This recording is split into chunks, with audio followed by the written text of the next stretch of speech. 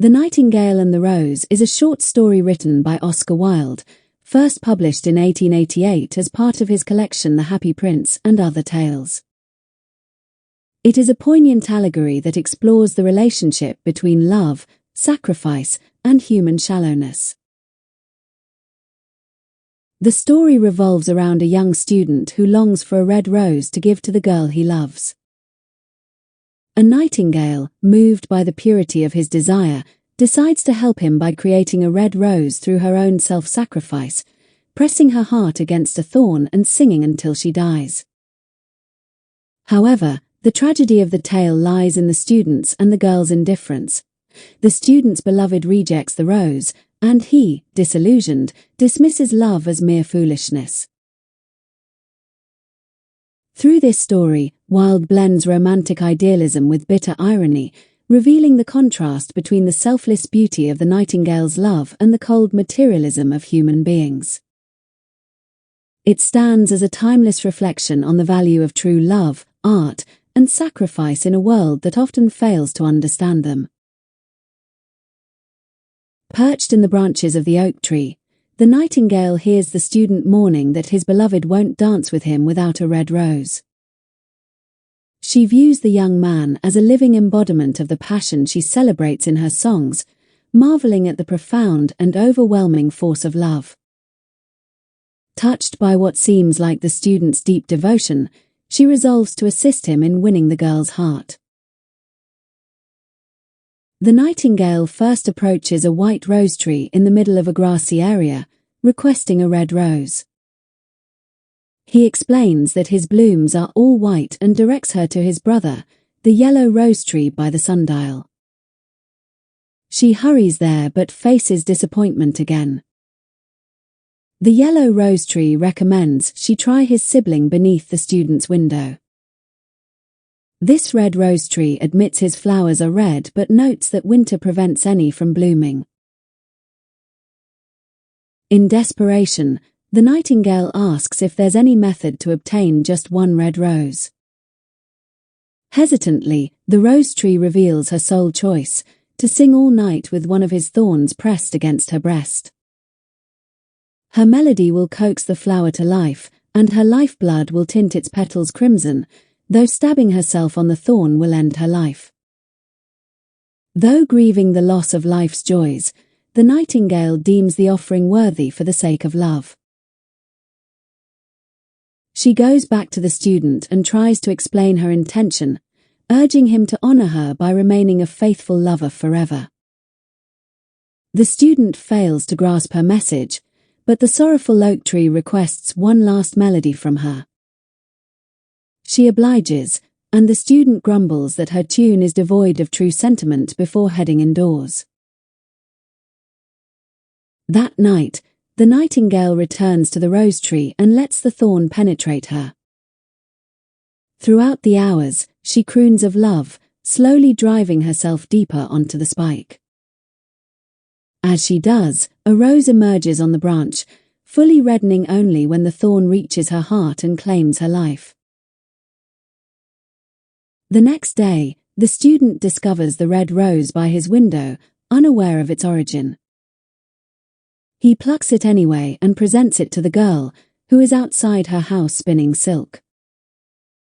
However, she spurns the offering, favoring the gems from a richer admirer. Furious, the student hurls the rose into the street and walks away, concluding that romance is futile. The tale ends with him cracking open a book and resuming his scholarly pursuits. The Nightingale and the Rose is a deeply symbolic tale that explores the intertwined themes of love, sacrifice, art, idealism, materialism, and intellect. At its core, the story examines the nature of love, its purity, its selflessness, and its tragic vulnerability in a world governed by vanity and reason. The narrative begins with a young student who claims to be in love with a girl but despairs because he cannot find a red rose to give her. Overhearing his sorrow, a nightingale, who believes in the truth and beauty of love, decides to help him by creating a red rose through the ultimate act of self-sacrifice, pressing her heart against a thorn and singing until her life ebbs away. Yet, the sacrifice is wasted, for the girl rejects the rose in favor of a wealthier suitor, and the student, disillusioned, abandons love altogether, calling it foolish. Through this cruel irony, Wilde exposes the difference between genuine, selfless love and the shallow, self-interested passions that people often mistake for it.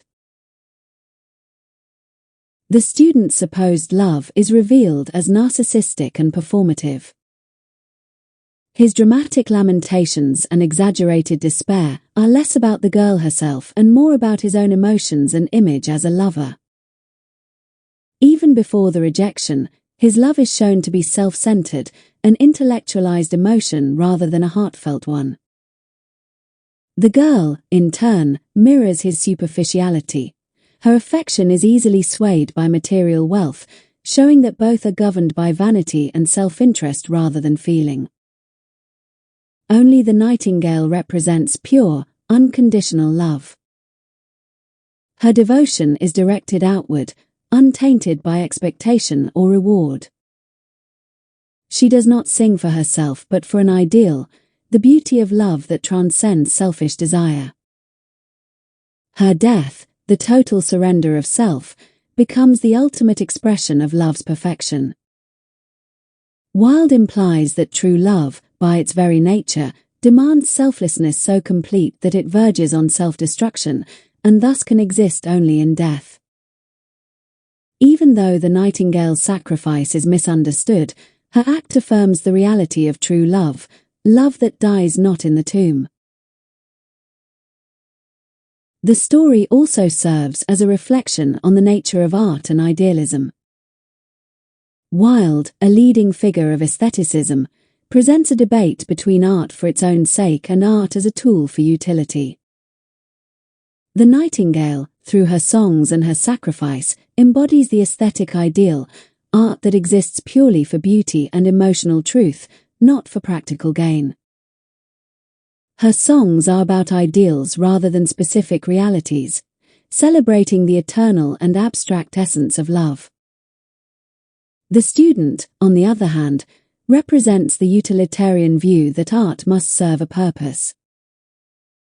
He dismisses the Nightingale's song as meaningless because it does not yield a tangible result. Ironically, her art does produce a red rose, a literal manifestation of beauty and love, yet it remains unappreciated by those trapped in materialism and rationality. Wilde's satire becomes clear when the student's cold logic and the girl's greed destroy the value of the Nightingale's creation. By contrasting the Nightingale's transcendent art with human indifference, Wilde suggests that true art, like true love, justifies itself through its purity of intention, not through worldly validation. At a deeper level, the story critiques the dominance of materialism and intellectualism in modern society. The student's rational mind blinds him to emotional truth. He values knowledge over feeling and can only understand the world through what is written in books. His inability to recognize the Nightingale's sacrifice reflects the limits of intellect devoid of empathy. Similarly, the girl's materialism mirrors his intellectual sterility, both representing a world that measures worth by utility or wealth. The girl's rejection of the rose in favor of jewels reveals a society that has lost its sensitivity to beauty and meaning. Wilde implies that excessive rationalism, untempered by emotion, leads inevitably to moral and spiritual emptiness. The student's final turn back to philosophy, dust-covered and lifeless, underscores his failure to understand either the world or himself. Wilde enriches the story through powerful symbols. The red rose, born from the Nightingale's blood, stands as a vivid emblem of true love, a union of beauty and suffering. Its rejection signifies the triumph of superficiality over sincerity.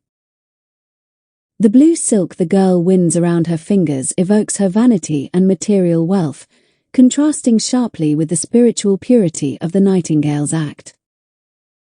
The dusty book the student returns to at the end symbolizes the futility of a knowledge divorced from life and feeling. Through these symbols and contrasts, The Nightingale and the Rose becomes more than a fairy tale. It is a profound commentary on human values.